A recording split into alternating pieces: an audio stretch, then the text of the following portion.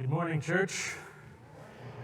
Now we have an opportunity for children's church, so any children, please go ahead and go with Pastor Katie there.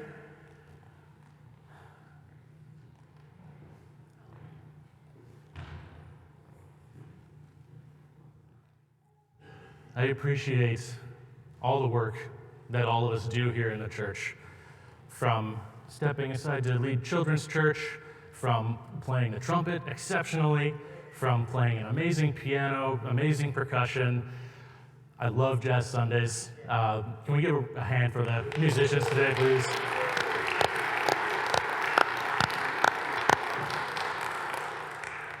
I absolutely love that song, Take Up Your Cross, and the highly energetic vibe that it gives us. But there's a lot going on in that song just from those simple words, take up your cross. What does that actually mean? I want you to take a look at this cross behind me here. See how big that is? Yeah, you might have to scale it down a little bit to be more your size, but I can't imagine that it would be very easy to grab that thing and drag it out the door and drag it along, taking it everywhere I go throughout the day. I can guarantee you it's probably not going to fit in my car. But yeah, it takes a lot of work to carry a cross. Christ showed us that. And it takes a lot of work to carry our crosses every single day. I'm going to be open and honest with you here today because I have crosses that I have to carry every day as well. I struggle. I have mental anguish. I struggle on a near daily basis with anxiety, PTSD, and ADHD. Things I am doing my best to manage, but I still struggle.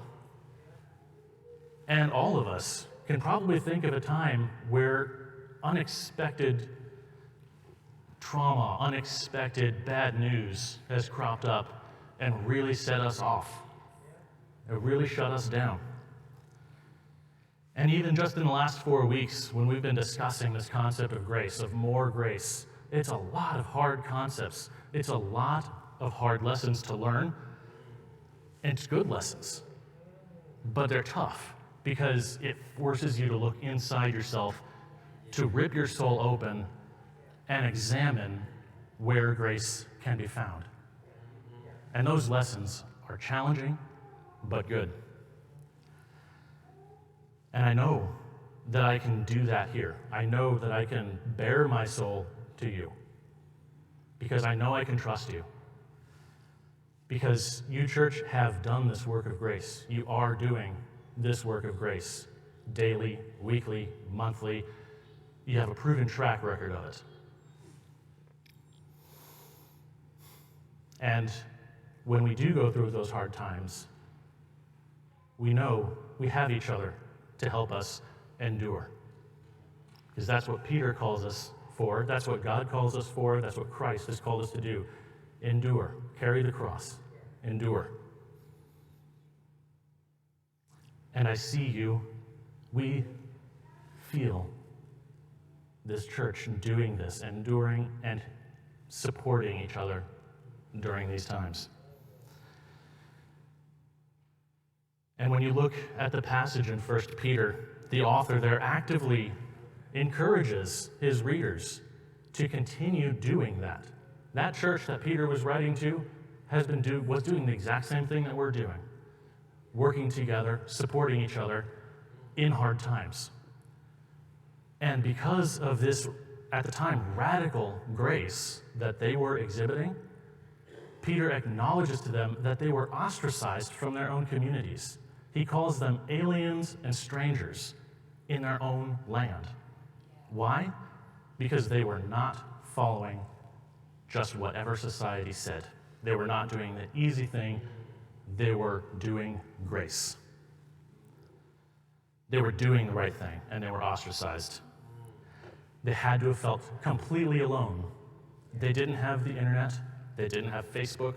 They didn't have email. They couldn't just call up their friend on the other side of the country and vent to them and need their support. All they had was themselves, surrounded by a society that did not want them to show grace. And like them, we experience tough times, really hard times sometimes. And they can threaten to shut down the work of grace, to keep us isolated, to keep us from using our prayers, presence, gift, service, and witness for the benefit of all. And it's in those times, the worst of times, when we need the encouragement from each other to keep going, the lended strength from our neighbors, from our friends, from our brothers and sisters. Because, as Dr. Martin Luther King said, what affects one directly affects all indirectly. And when you start to look at grace, you start to notice the systems that actively fight against grace. It's the same with anything. There's two sides to every coin. And when you start to look at something, you start to notice its opposite. If nobody's looking for grace, if nobody's looking towards grace, then how are they going to see where grace is needed? If you're not looking for the good, where are you going to see evil? If you're not looking for justice, where will you see injustice? You're not going to unless you look. And that can threaten to shut us down, because if we're not seeing it and then suddenly we do, it's terrifying. I'll be honest with you, it's terrifying. And it has shut me down once or twice. But that's why we have to endure, as Peter told us. We are called for endurance. When we push for grace, those systems push back. And we have to keep on pushing. But the question is about this word, endure. What does that mean? There's so many different words that we use that we don't even think about the definition. We just assume we know the definition. Endure. Oh yeah, I know what endurance is. I don't have to think about it.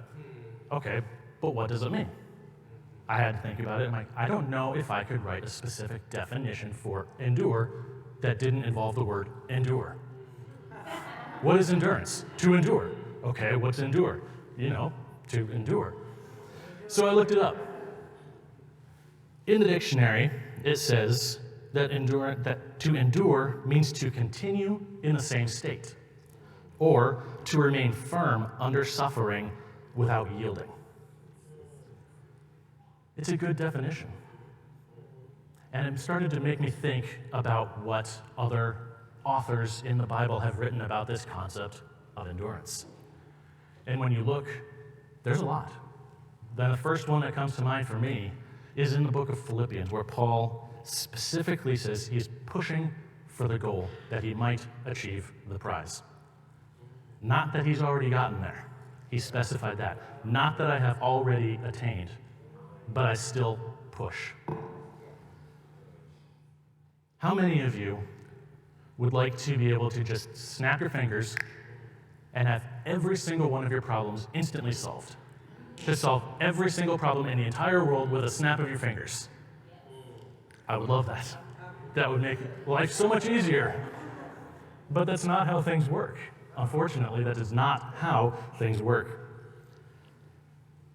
And if you're like me, that can shut you down. Too many people are like me.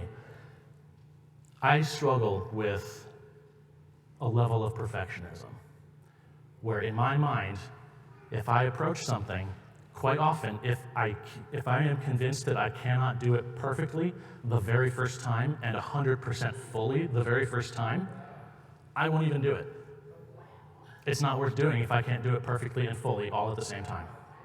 That's what my mind tells me. But that's not the truth. Because we are called to take whatever energy we have, what little bit we have, large amounts, small amounts, anything, and to just take one more step. Work a little bit farther. Because we haven't gotten there yet, but we can't get there unless we take a step. Too many of us think we have to be perfect. But that's not the goal of life. We're called to be imperfect. We're called to work towards what we see perfection.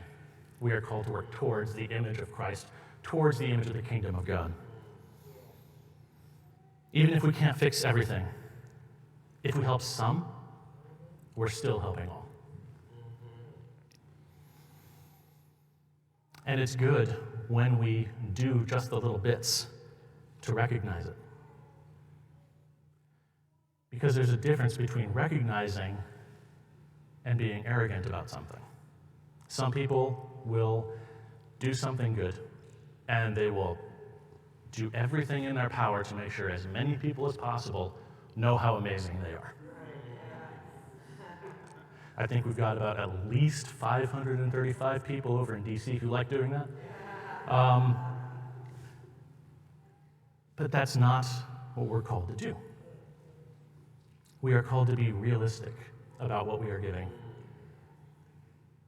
and appreciative of what we are giving, and that whatever we give, it's enough and it's good.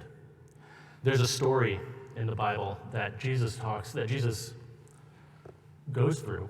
He was standing in front of the temple one day while everybody's coming into the temple and dropping off their donations for the temple, their tithes, their offerings. And what they had was, like in the very front, or when you entered, they had a big bowl that you would put all your offering into. And so many rich people were there dumping all this money in there.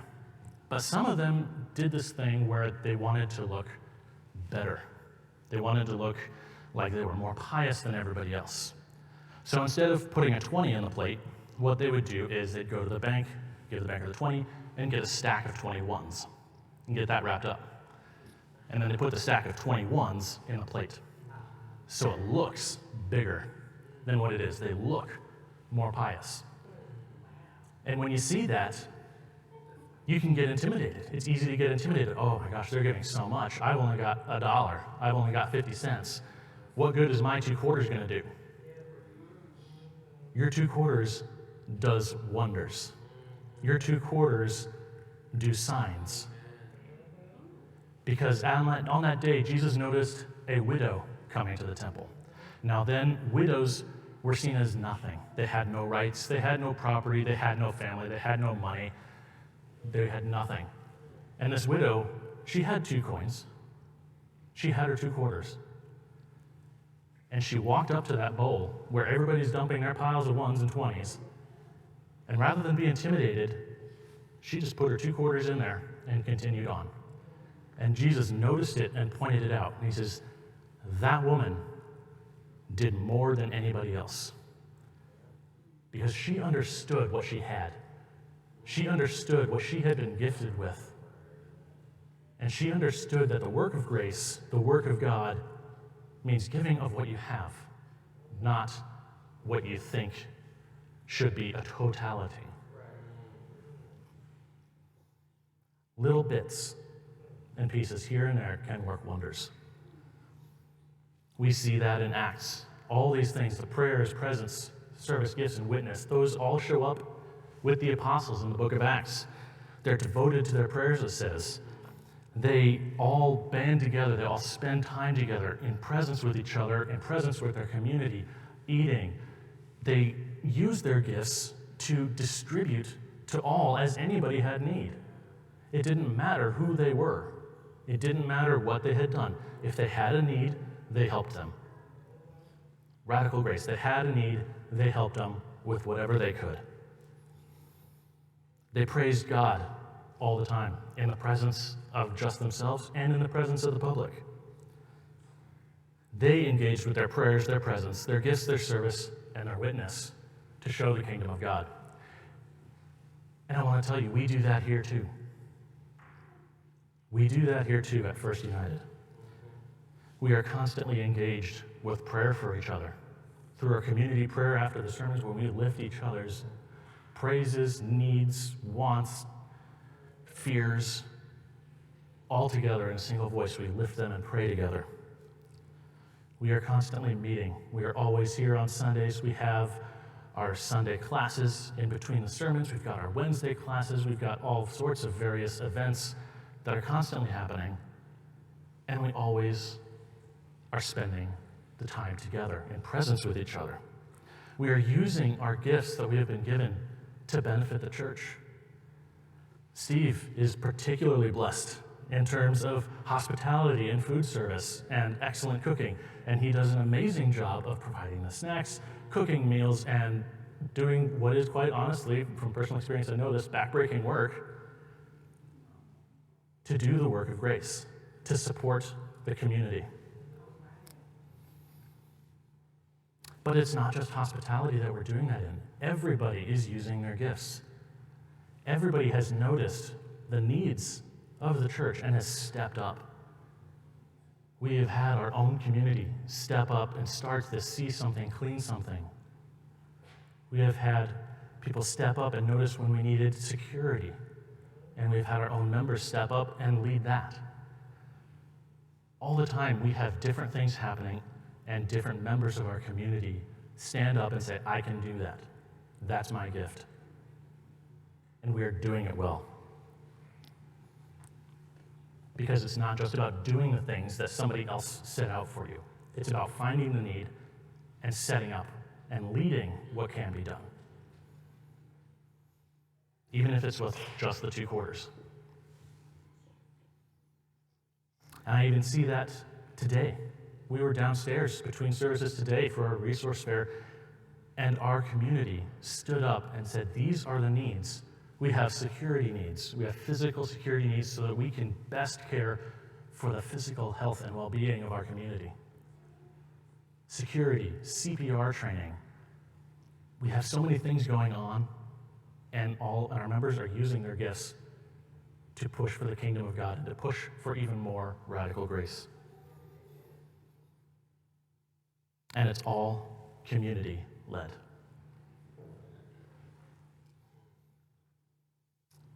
Our community here at First United Methodist Church has helped. Our community has helped some. It has helped me. It has helped a lot of people. And I recognize that. I like that. I see it. And it's good for us to acknowledge that. It's good for us to acknowledge that we are doing good work. And it's good for us to encourage each other. Tell each other that you're doing a good job. Your effort is noticed. Your quarters are doing wonders. And finally, it is good for us to exhort each other to endure, even when things get tough, even when it seems like the entire world is going to start crumbling down, even when, let's say, we have a budget crisis and we don't know how we're going to keep things open. But we've proven that. We've endured. We've worked with each other. We've used our gifts. We've had community members stand up and say, I can help. And we've endured. We've endured through the pandemic. We've endured through budget issues. We've endured through the vandalism. We have endured, and we are doing an excellent job. We are just like that community in Acts, and just like the community that Peter was writing to. Together, we work and live out grace one day at a time, figuring it out together, 2 quarters at a time. Together, we stride confidently into the future, into a new wilderness, finding new environments that need grace and finding new ways to extend that grace. Together, we do wonders and signs. Thanks be to you, and thanks be to God.